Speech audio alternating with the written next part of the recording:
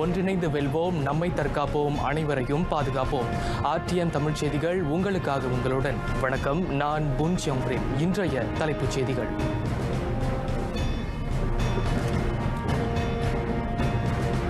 ஸ்லாங்கூர் வெள்ளத்தில் எண்மர் பலி, துயர் துடைப்பு மையங்களில் 60,000க்கும் மேற்பட்டோர் தஞ்சம்.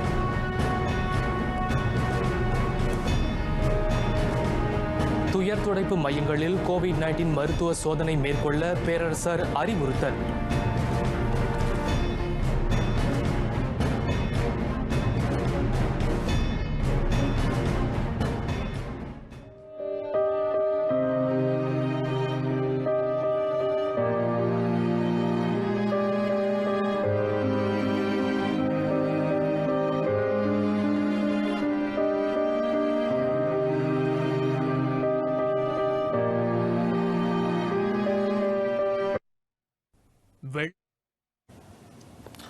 நாட்டின் 8 மாநிலங்களில் கோர தாண்டவம் ஆடும் வெள்ள பேரிடரின் காட்சிகள் அவை.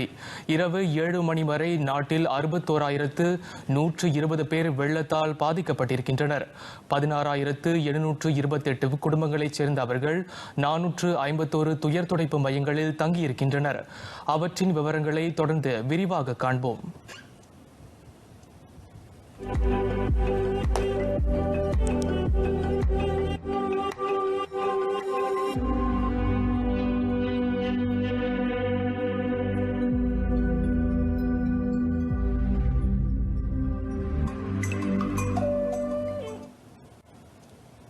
ஸ்லாங்கூர் ஷா அலாம் தமான் ஸ்ரீமுடாவில் வெள்ளத்தில் சிக்கிக் கொண்டிருப்போரை பாதுகாப்பான பகுதிகளுக்கு இடமாற்ற 41 விடவு படகுகளும் 16 லாரிகளும் அனுப்பப்பட்டிருக்கின்றன. வீடுகளில் இன்னமும் இருப்போருக்கும் துயர் துடைப்பு மையங்களுக்கும் உணவுகளை விரைந்து அனுப்புமாறும் பிரதமர் டத்துஸ்ரீ இஸ்மாயில் சப்ரி யாக்கூப் கேட்டுக்கொண்டார். வெள்ளத்தில் சிக்கிக் கொண்டிருப்போரை மீட்கும் பணிகள் இடைவிடாது மேற்கொள்ளப்படுகின்றன. ஷா அலாம், சுபாங்ஜயா, பூச்சோங் ஆகிய பகுதிகளில் இருந்து விரைந்த தீயணைப்பு மீட்பு படையினர் கடந்த வெள்ளிக்கிழமை தொடங்கி 500க்கும் மேற்பட்டோரை மீட்டிருக்கின்றனர். வெள்ளத்தால் பாதிக்கப்பட்டோருக்கு உதவிக்கரம் நீட்டி வரும் தன்னார்வலர்களுக்கும் மலேசிய குடும்ப உறுப்பினர்களுக்கும் தமது ஃபேஸ்புக் இடுகையில் பிரதமர் நன்றி தெரிவித்துக் கொண்டார். வெள்ளம் மூண்டிருக்கும் பகுதிகள் தொடர்ந்து கண்காணிக்கப்படுவதாகவும் அவர் கூறினார். கிள்ளான் பள்ளத்தாக்கில் வெள்ளம் மூண்டிருக்கும் நிலையில் ஸ்ரீமுடா வட்டாரம் கடுமையாக பாதிக்கப்பட்டிருக்கிறது. சில இடங்களில் வீட்டின் கூரை வரை வெள்ள நீர் பெருக்கெடுத்திருக்கிறது. தாமான் ஸ்ரீமுடாவில் வெள்ள நிவாரண பணிகளுக்காக ராணுவத்தினர், அரசு மலேசிய போலீஸ் படை, தீயணைப்பு மீட்புத்துறை ஆகியவற்றைச் சேர்ந்த 321 உறுப்பினர்கள் களமிறக்கப்பட்டுள்ளனர். 4,400 வீடுகளை கொண்ட அப்பகுதியில் வெள்ளத்தால் பாதிக்கப்பட்டவர்களை பாதுகாப்பாக மீட்டு தற்காலிக மையங்களுக்கு அவர்கள் அழைத்துச் செல்வர் என வீடமைப்பு ஊராட்சி அமைச்சர் டத்தோஸ்ரீ ரீசால் மெரிக்கான் நைனா மெரிக்கான் தெரிவித்தார். அரசு சாரா அமைப்புகளின் படகுகளை தவிர்த்து தற்போது 41 படகுகள் மீட்பு பணிகளுக்காக களமிறக்கப்பட்டுள்ளன. சில பகுதிகளில் வெள்ளம் இன்னும் வற்றாத நிலையில் மீட்பு குழுவினர் மக்களை வெளியேற்றுவதில் சவாலை எதிர்நோக்கி வருகின்றனர். எனினும் உணவுப் பொருட்கள் தடையின்றி பாதிக்கப்பட்டவர்களுக்கு வழங்கப்பட்டு வருவதாக அமைச்சர் கூறினார். தாமான் ஸ்ரீமுடாவில் ஏற்பட்ட வெள்ளத்தினால் வீடுகளில் சிக்கிக் கொண்டிருப்பவர்களை மீட்கும் நடவடிக்கைகள் முடுக்கிவிடப்பட்டுள்ளன. அதேவேளை மீட்கப்பட்டோரை தற்காலிக மையங்களுக்கு ஏற்றிச் செல்ல பேருந்துகளும் தயார் நிலையில் இருப்பதை அமைச்சர் உறுதிப்படுத்தினார். வெள்ளத்தால் பாதிக்கப்பட்ட சிலர் தங்களின் வீடுகளில் இருந்து வெளியேறி தற்காலிக மையங்களுக்கு செல்ல மறுக்கின்றனர். அதற்கு பதிலாக தங்களுக்கு உணவுப் பொருட்களை உதவியாக வழங்குமாறு அவர்கள் கேட்கின்றனர். சம்பந்தப்பட்டவர்களுக்கு உணவு தட்டுப்பாடு ஏற்படாமல் இருப்பதை மீட்பு படையினர் உறுதி செய்வர் என டத்தோஸ்ரீ ரீசால் மெரிக்கான் நைனா மெரிக்கான் தெரிவித்தார். வெள்ளத்தால் பாதிக்கப்பட்டு வீட்டின் கூரைகளில் அமர்ந்திருந்தாலும் மீட்பு படையினர் அவர்களை நாடும் வேளையில் உணவுப் பொருட்களை மட்டுமே சம்பந்தப்பட்டவர்கள் கேட்கின்றனர்.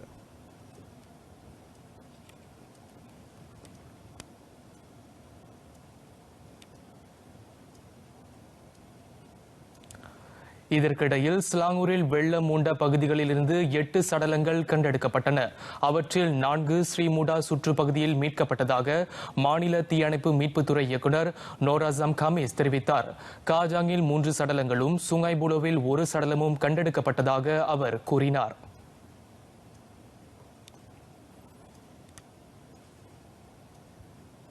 பஹாங் குவாந்தான் கம்போங் செம்பாக்காவில் நேற்று வெள்ளத்தில் சிக்கி காணாமல் போன ஆடவர் இன்று காலை மணி 7:15 வாக்கில் இறந்த நிலையில் மீட்கப்பட்டார். அம்மாநிலத்தில் வெள்ளத்தால் ஏற்பட்ட இரண்டாவது மரணம் இது.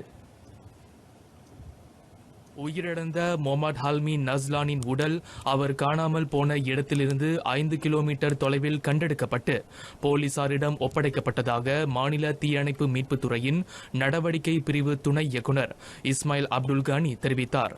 34 வயது மொஹமட் ஹல்மி நேற்று அதிகாலை மணி 1 வாக்கில் தமது நண்பருடன் காரில் வெள்ளத்தை கடக்க முயன்ற சமயத்தில் அவரது கார் வெள்ளத்தில் அடித்துச் செல்லப்பட்டது. அவருடன் இருந்த நண்பர் தன்னை காப்பாற்றிக் கொண்ட நிலையில் மொஹமட் ஹல்மி வெள்ளத்தில் சிக்கி அடித்துச் செல்லப்பட்டுள்ளார். பந்தோங் தெலமோங்கில் ஏற்பட்ட சகதி வெள்ளத்தில் பலியான 4 சடலங்கள் மீட்கப்பட்டுள்ளன. ஒருவரை தேடும் பணி தொடர்கிறது. 10 பேர் காப்பாற்றப்பட்டனர். தெலமோங்கில் கடந்த சனிக்கிழமை ஆற்றில் சகதி வெள்ளம் ஏற்பட்டது. பாலத்தின் மீது ஓடிய சகதி வெள்ளத்தில் 5 வாகனங்கள் அடித்துச் செல்லப்பட்டன. அவற்றில் பயணித்தவர்களில் 10 பேர் மீட்கப்பட்டனர். முதல் சடலம் இன்று பிற்பகல் 1 மணி அளவில் மீட்கப்பட்டது. நீரோட்டத்தின் அடிப்படையில் தேடும் பணிகள் தொடர்வதாக இஸ்மாயில் அப்துல் கானி தெரிவித்தார். மற்றொரு நிலவரத்தில் இவ்வாரத்திற்குள் கிளாந்தான் வெள்ளத்திலிருந்து முழுமையாக மீண்டுவிடும் என எதிர்பார்க்கப்படுகிறது. வரும் நாட்களில் கிளாந்தானில் கனத்த அடைமழை பெய்வது சாத்தியமில்லை என்பது கண்டறியப்பட்டுள்ளதே அதற்கு காரணம் என அம்மாநில நீர்ப்பாசன வடிகால் துறை இயக்குநர் கமால் முஸ்தபா தெரிவித்தார். தொடர்ந்து ஆறுகளின் நீர்மட்டமும் குறைய தொடங்கியுள்ளது.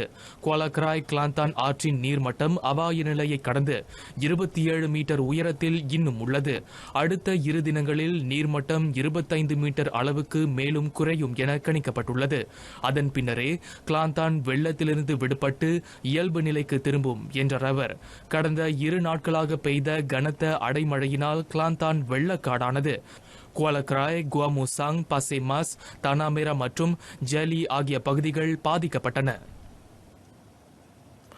மலாக்காவில் நிலச்சரிவு. அதனைத் தொடர்ந்து டூரியான் துங்காலில் உள்ள தாமான் பிலிம்பிங் சத்யா குடியிருப்பு பகுதிக்கு செல்லும் சாலையின் ஒரு பகுதி போக்குவரத்துக்கு மூடப்பட்டுள்ளது. நேற்றிரவு அங்குள்ள மலைச்சாரலில் நிலச்சரிவு ஏற்பட்டதாக மாநில ஆட்சிக்குழு உறுப்பினர் டத்தோ ராமாட் மரிமான் தெரிவித்தார்.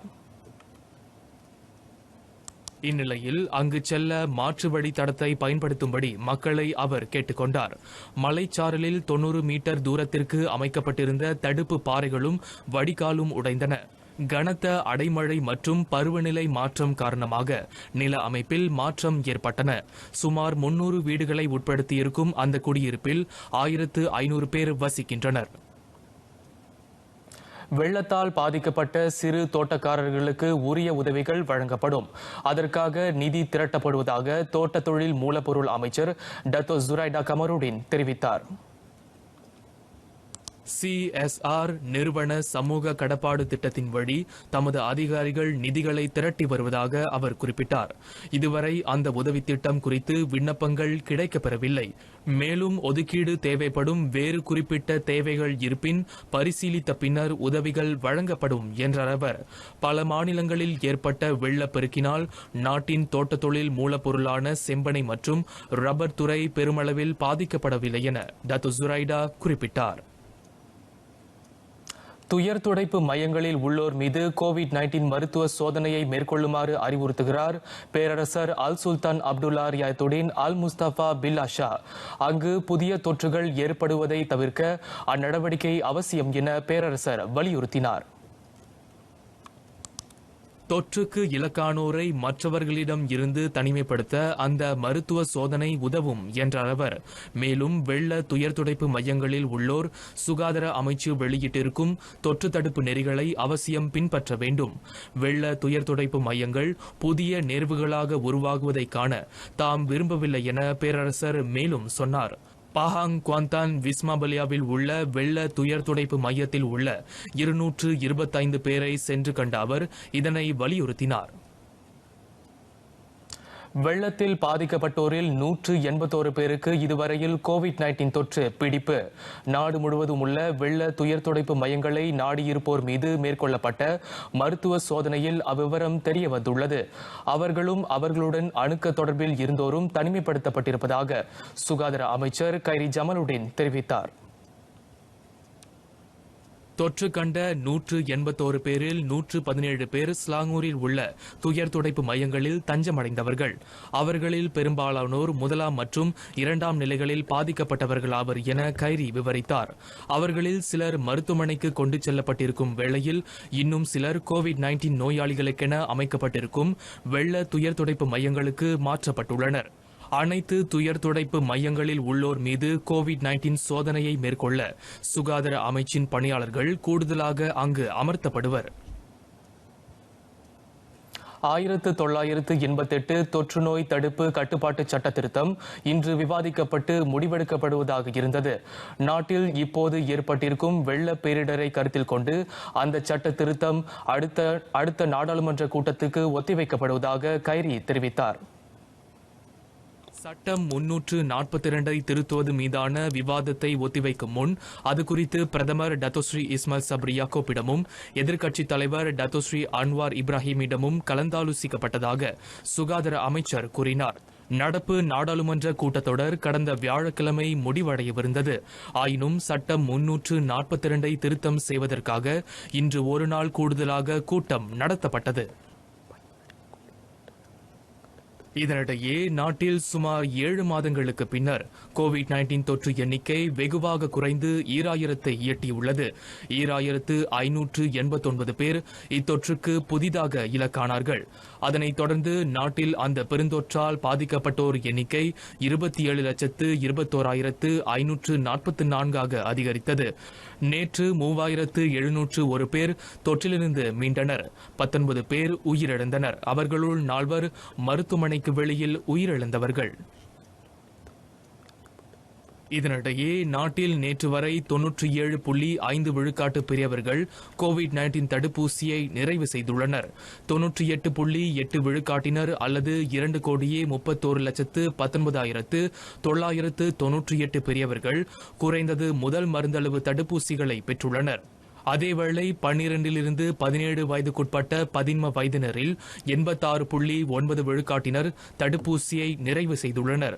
90 விழுக்காட்டினர் குறைந்தது முதல் மருந்தளவு தடுப்பூசியை முழுமை செய்துள்ளனர். நேற்று 78,205 மருந்தளவுகள் போடப்பட்டன. அவற்றுள் 1,325 முதல் மருந்தளவுகள், 1,971 இரண்டாம் மருந்தளவுகள், 74,909 ஊக்க மருந்தளவுகள் ஆகும். இனி மேலவை செய்திகள். மை டிபாசிட் போன்ற வீடமைப்பு கடனுதவி திட்டத்தை உருவாக்கும் பரிந்துரை குறித்து வீடமைப்பு ஊராட்சி அமைச்சு மீண்டும் ஆராய்ந்து வருகிறது. இலக்கிடப்பட்ட தரப்பினரின் நலனையும் அவர்களுக்கு பயனளிக்கக்கூடிய வகையிலான கடனுதவி திட்டங்களை ஆராய்வதன் மூலம் அது சாத்தியப்படும் என அமைச்சர் டத்தோஸ்ரீ ரிசால் மெரிக்கான் நைனா மெரிக்கான் தெரிவித்தார்.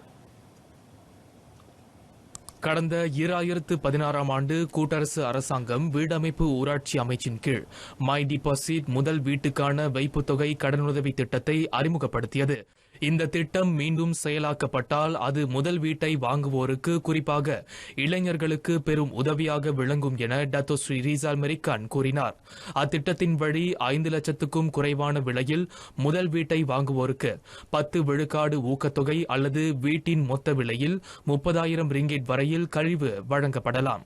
நாட்டின் நிதி நிலைத்தன்மையை வலுப்படுத்த உரிய நிதி கொள்கையை ஏற்றுவதற்கான வியூகங்களை அரசாங்கம் வரைந்து வருகிறது. நாட்டின் கடன் பிரச்சினையை கையாள அரசு முன்னெடுக்கும் நடவடிக்கைகளில் அதுவும் ஒன்று என நிதி துணை அமைச்சர் யமானி ஹாஃபிஸ் மூசா தெரிவித்தார். அந்த நடவடிக்கைகளை செயலாக்குவதன் வழி நாட்டின் கடன் அளவை குறைக்க முடிவதோடு நிதி பற்றாக்குறை சிக்கலுக்கும் தீர்வு காண முடியும் என்றார் அவர்.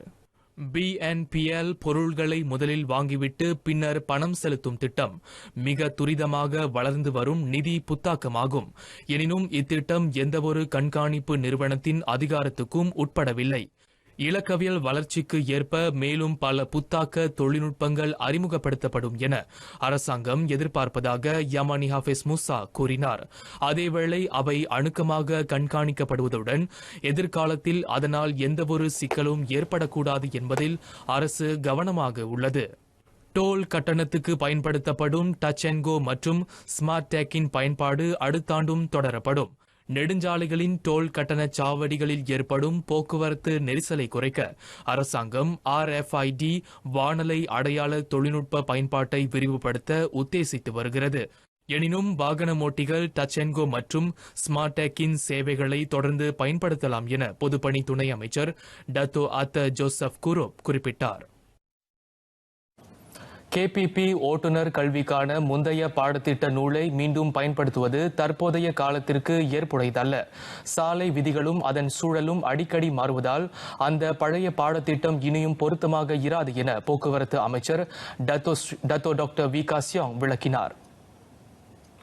நடப்பு சூழலுக்கு ஏற்றவாறு திருத்தம் செய்யப்படும் சட்டங்களையும் வாகனமோட்டும் முறைகளையும் KPP புத்தகத்தில் அவ்வப்போது புதுப்பிப்பது அவசியம்.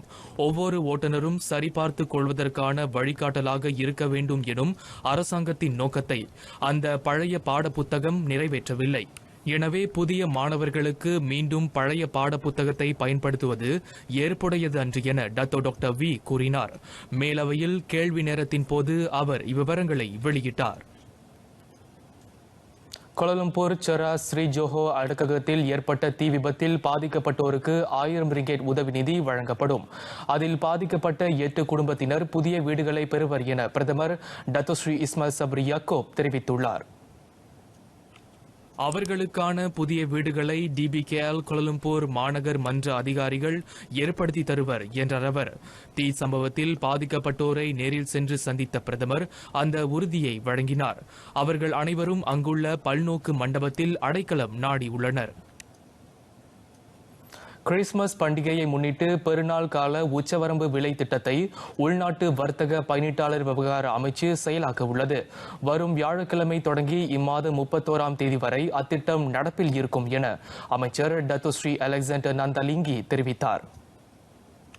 சரவாக்கில் மட்டும் இறக்குமதி செய்யப்படும் வான்கோழிகள், முட்டை கோழிகள், சபா சரவாக் லாபுவானில் இறக்குமதி செய்யப்படும் கோழி இறக்கைகள், பண்ணைகளில் விற்கப்படும் அல்லது இறக்குமதி செய்யப்படும் செம்மறி ஆட்டு இறைச்சிகள், குடை மிளகாய் பன்றிகள், சபா சரவாக் லாபுவானில் மட்டும் விற்கப்படும் பன்றி இறைச்சிகள் உள்ளிட்ட 8 பொருட்களுக்கு அந்த உச்சவரம்பு விலை திட்டம் விதிக்கப்படுகிறது.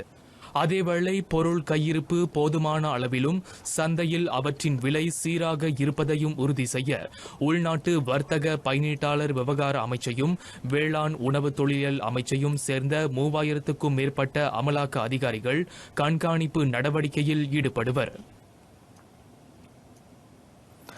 மார்கழி திருவாதிரை இன்று அகிலமே தாமாக இருந்து ஐம்பூதங்களையும் தம்முள் அடக்கி விஞ்ஞானமும் மெய்ஞானமும் தாமே ஆகிய ஆடவல்லானுக்கு சிறப்பு நாள் இது. கோலாலம்பூர் பங்சார் ராமலிங்கேஸ்வரர் ஆலயத்தில் நடைபெற்ற ஆருத்ரா தரிசனம் பற்றிய தகவல்களுடன் நம் செய்தியாளர் ரவின் சண்முகம். ஆதியும் அந்தமும் இல்லா அருட்பெரும் சோதியாம் நுதற்கண் கடவுளுக்கு சிறப்பு மிகுந்த நட்சத்திரம் திருவாதிரை. வடமொழியில் இது ஆருத்ரா என்று அழைக்கப்படுகிறது. எனவே மார்கழி திருவாதிரை நாளில் ஆருத்ரா தரிசன விழா நடைபெறுகிறது. சிவபெருமான் நன்னீராடுவதில் விருப்பம் கொண்டவர் என தொன்மங்கள் கூறுகின்றன. லிங்க வடிவில் இருக்கும் பெருமானுக்கு நாளெல்லாம் நன்னீராட்டு நடைபெற்றாலும் கூத்த பெருமானுக்கு சிறப்புரியவை 6 அபிஷேகங்கள். அவற்றுள் தலைச்சிறந்தது மார்கழி திருவாதிரை அன்று நடைபெறும் நன்னீராட்டு. குழலுலி, யாழுலி, கூத்துலி, ஏத்துலி எங்கும் குழாம் பெருகி பக்தர்கள் நடராச பெருமானோடு ஐக்கியமாகும் இந்நாட்களில் திருவெம்பாவை பாடப்படுவதுடன் மாணிக்க வாசகருக்கு விழா எடுப்பதும் வழக்கம்.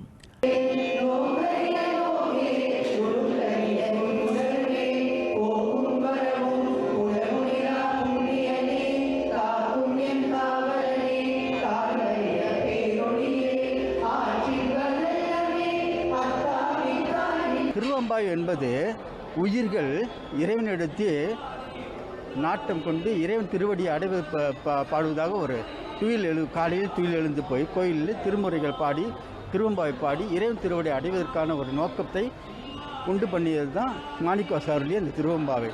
கடந்த 10 நாள்களாக ராமலிங்கேஸ்வரர் ஆலயத்தில் அதிகாலையில் திருவெம்பாவை பாடப்பட்ட வேளை இன்று மார்கழி திருவாதிரையொட்டி திருவாசகம் முற்றோதல் நடைபெற்றது.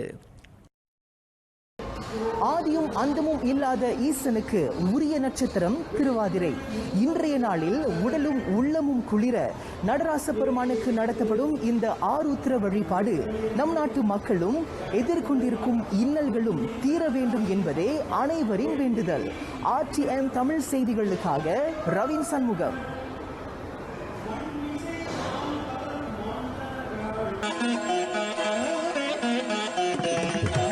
குறளும் விளக்கமும். குறள் 808. கேளிலுக்கம் கேளா கெழுதகைமை வல்லார்க்கு நாடிலுக்கம் நட்டார செய்யின். பிறர் கூறியும் நண்பர்களின் குறையை ஏற்றுக்கொள்ளாத நட்புரிமை கொண்டோரிடத்தில் தவறாக நடந்து கொள்ளக்கூடாது. அப்படி நடந்து கொண்டால் அவர்களுடன் நட்பு கொண்டிருந்த நாளெல்லாம் வீணானது என எடுத்துரைக்கிறார் திருவள்ளுவர். நாட்டை உலுக்கிக் கொண்டிருக்கும் வெள்ள துயர காட்சிகளுடன் நிறைவடைகின்றன இன்றைய RTM தமிழ் செய்திகள். பாதுகாப்புடன் இருப்போம், இடரில் இருப்போரின் துறை களைய தோள் கொடுப்போம்.